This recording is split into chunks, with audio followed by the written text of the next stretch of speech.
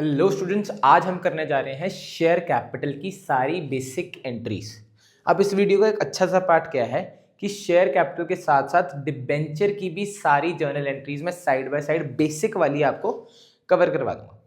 चलो बच्चे, यहाँ पे ना एक क्वेश्चन को ही अज्यूम करके चलते हैं। क्वेश्चन में मैंने बोला, अब सबसे पहले क्वेश्चन से पहले आपको एक बात बताता हूँ। ये जो शेयर कैपिटल है, डिबेंचर है, इन सब का पैसा ना हम किश्तों में मंगाते हैं। अब मेरा जो तरीका है समझाने का, ठीक है, थोड़ा सा डिफरेंट ज़रूर है, बट मेरे हिसाब से अगर मैं उस तरीके से समझ लोगे, एक तो कॉन्सेप्ट क्लियर हो जाएगा और सारा कुछ आपको समझ आ जाएगा। हम ये मान के चलते हैं कि मैंने आज एक नई कंपनी खोली है, मैंने उसके शेयर्स बेचने के लिए लगाए हैं। अब मुझे पैसा आना है किश्तों में। मुझे पैसा कैसे आना है? किश्तों में। अब 3 किश्तें हैं। सबसे पहली किश्त होती है एप्लीकेशन की, ठीक है, सबसे पहली किश्त होती है एप्लीकेशन की। अब एप्लीकेशन की किश्त मतलब कोई मेरी कंपनी के शेयर्स खरीदने के लिए अप्लाई कर रहा है। कोई मेरी कंपनी के शेयर्स खरीदने के लिए क्या कर रहा है? अप्लाई कर रहा है, ठीक है जी। दूसरी किश्त अलॉटमेंट की, which is basically the second step, ठीक है, कि बस सेकंड स्टेप है। अब उसने मेरे को अलॉटमेंट का पैसा दे दिया है। बस सिंपल शब्दों में दूसरी किश्त समझो, कंफ्यूज होने की कोई ज़रूरत नहीं। दूसरी किश्त का पैसा रिसीव होने में उसके बाद तीसरी किश्त पर भी पैसा मैं मांगूंगा और एक हिसाब से पैसा रिसीव हो जाएगा। अब थोड़ा सा पहले ऑर्डर समझते हैं कि चीज़ें चलती कैसे, ठीक है। देखो, सबसे पहले जब मैंने नई कंपनी खोली, ठीक है, किसी को भी मेरी कंपनी के बारे में नहीं पता था, मैंने अपनी कंपनी के बारे में कुछ बताया तो लोगों ने क्या किया, कहा कि भैया आपकी कंपनी मुझे अच्छी लगी, एक काम कीजिए, हम आपकी कंपनी का एक शेयर खरीदना चाहते हैं। एक शेयर से स्टार्ट करेंगे बच्चे, फिर उसके बाद ऑटोमेटिकली आपको समझ आना शुरू हो जाएगा। हम आपकी कंपनी का एक शेयर क्या करना चाहते हैं? खरीदना चाहते हैं, ठीक है जी। अब सबसे पहला स्टेप क्या हुआ? उसने हमारी कंपनी का एक शेयर खरीदा। अब ये बात याद रखनी है, जितने का उसने शेयर खरीदा उतने से ही मेरी कंपनी की शेयर कैपिटल टेक्निकली बढ़ने वाली है। अब वो बंदा आया, उसने बोला भैया एक शेयर दे दो। उसने बोला एक शेयर दे दो। उसने मेरे बैंक अकाउंट में पैसा डाला। क्या किया? मेरे बैंक अकाउंट में पैसा डाला, जिसकी वजह से मेरा बैंक अकाउंट बढ़ा। बैंक अकाउंट बढ़ने पे क्या होगा? डेबिट। अब उसने जो पैसा दिया, उसने पैसा किस पर्पज से दिया? एप्लीकेशन के पर्पज से, कि भैया मैं आपकी कंपनी के शेयर्स के लिए अप्लाई कर रहा हूं। देखो, बैंक अकाउंट डेबिट हो गया, ये तो आपको समझ आ गया। अब एप्लीकेशन क्रेडिट क्यों है इसको जान लेते हैं। लॉजिक थोड़ा टेढ़ा मेढ़ा लग सकता है, बट समझने के लिए सबसे अच्छा है। देखो, एक सिंपल सी बात सोचो।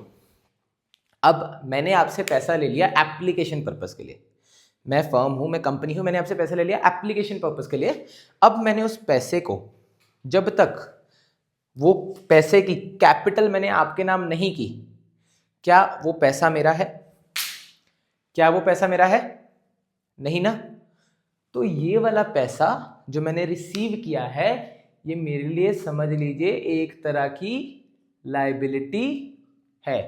क्या है मेरे लिए? एक तरह की लायबिलिटी है, ठीक है जी। और लायबिलिटी बढ़ने पर क्या होती है? क्रेडिट। तो एंट्री क्या हो जाएगी? Bank account debit to share application account, 3 रुपए से। अब आ जाते हैं सेकेंड एंट्री पे।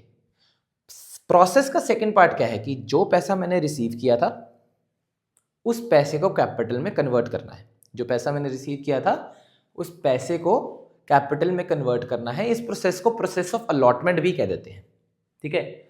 इस प्रोसेस को प्रोसेस ऑफ अलॉटमेंट भी कह देते हैं। अब यहाँ पे हमने क्या किया, वो वाला पैसा जो एप्लीकेशन के लिए मेरे को आया था, मैंने उसे यूटिलाइज कर दिया और कन्वर्ट कर दिया शेयर कैपिटल में। अब सबसे पहले जब मैंने उस पैसे को सही तरीके से यूज कर लिया तो क्या वो लायबिलिटी रही? नहीं, लायबिलिटी हो गई खत्म। और लायबिलिटी खत्म होने पर क्या होती है? डेबिट। इसलिए शेयर एप्लीकेशन अकाउंट क्या हो जाएगा? डेबिट। एंड सिंस उस पैसे को मैंने कैपिटल में कन्वर्ट कर दिया तो फर्म की कैपिटल क्या हो जाएगी? बढ़ जाएगी। फर्म की कैपिटल बढ़ने पर क्या होगा?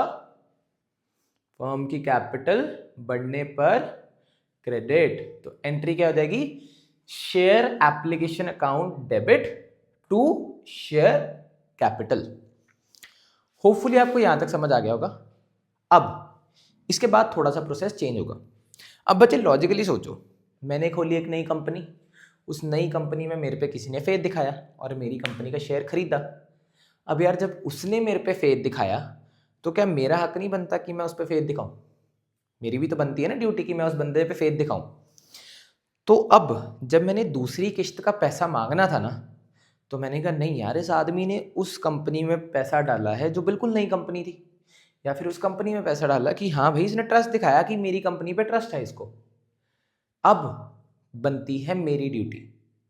शेयर्स एप्लीकेशन का प्रोसेस होने के बाद मैंने क्या किया, उससे सेकंड किस्त का जो पैसा था, जिसको हम शेयर अलॉटमेंट का पैसा भी कहते हैं, दूसरी किस्त का जो पैसा था, मैंने बोला भैया इस बंदे से पैसा बाद में लूंगा, पर पहले कैपिटल इसके नाम कर देता हूँ।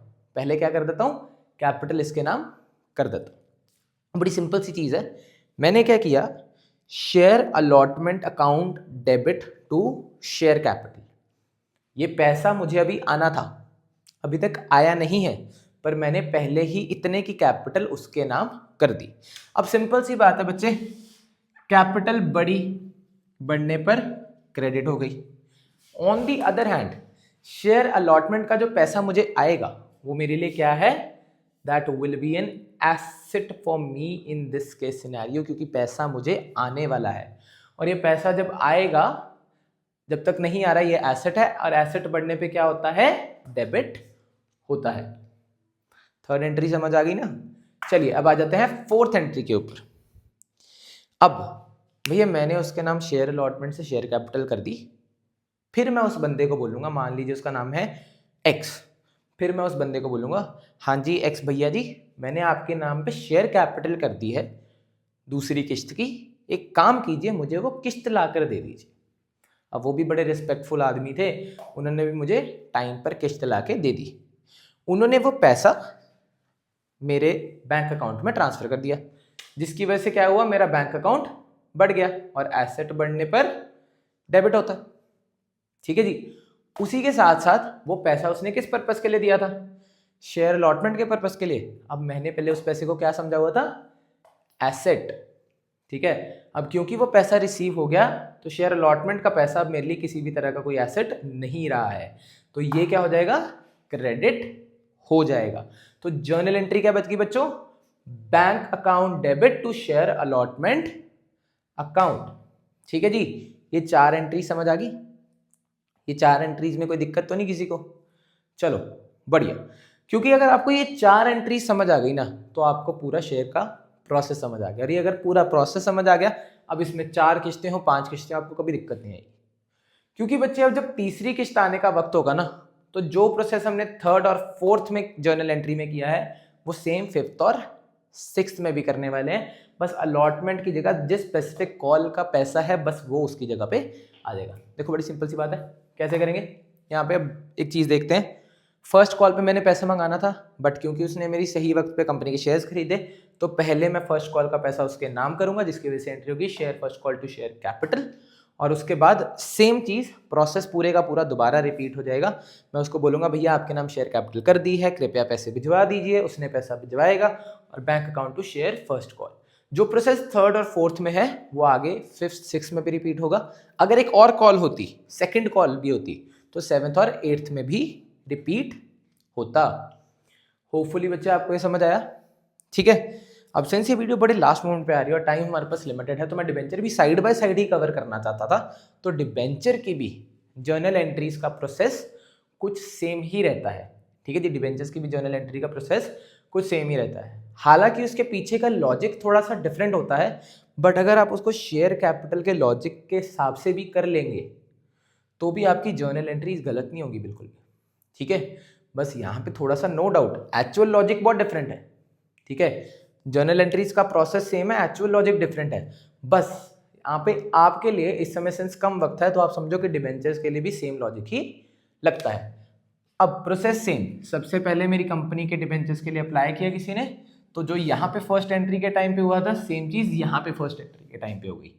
उसी की तरह मैंने क्या किया, डिबेंचर एप्लीकेशन का पैसा ट्रांसफर कर दिया डिबेंचर्स में, तो यहाँ पे उसकी जगह पे, यहाँ पे शेयर कैपिटल की जगह हमने 8% डिबेंचर्स लिख दिया। अब यहाँ पे जो 8% है, ये बताता है कि किस रेट ऑफ इंटरेस्ट पे वो डिबेंचर्स पे पैसा आना, बिकॉज डिबेंचर्स अपने आप में एक डिफरेंट चीज है। ठीक है जी। उसके बाद आ जाते हैं सेम चीज, अलॉटमेंट का पैसा पहले डिबेंचर में कन्वर्ट करूंगा, फिर पैसा मांगूंगा। ठीक है जी। बैंक अकाउंट, सबसे पहले debenture allotment to 8% debenture and उसके बाद bank account debit to debenture allotment. अब यहाँ पे आप देखें ज़्यादा फर्क नहीं आया, बाकी ऑलमोस्ट जर्नल एंट्री सेम रही। जहाँ पे शेयर एप्लीकेशन लिखा था वहाँ पे डिबेंचर एप्लीकेशन लिखा, जहाँ पे शेयर अलॉटमेंट लिखा था वहाँ पे डिबेंचर अलॉटमेंट लिख दिया।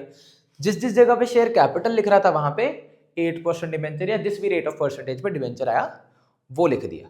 देखो अब तुम देखो तुम्हारी share capital debenture basic journal entries almost same and बहुत सारे और भी टॉपिक सेम हैं जो कि मैं आने वाली वीडियोस में कवर कर दूंगा ताकि तुम्हारे दोनों chapters side by side cover हो जाएं।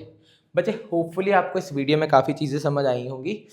Now for more such videos do subscribe to my channel and thank you so much for watching this video.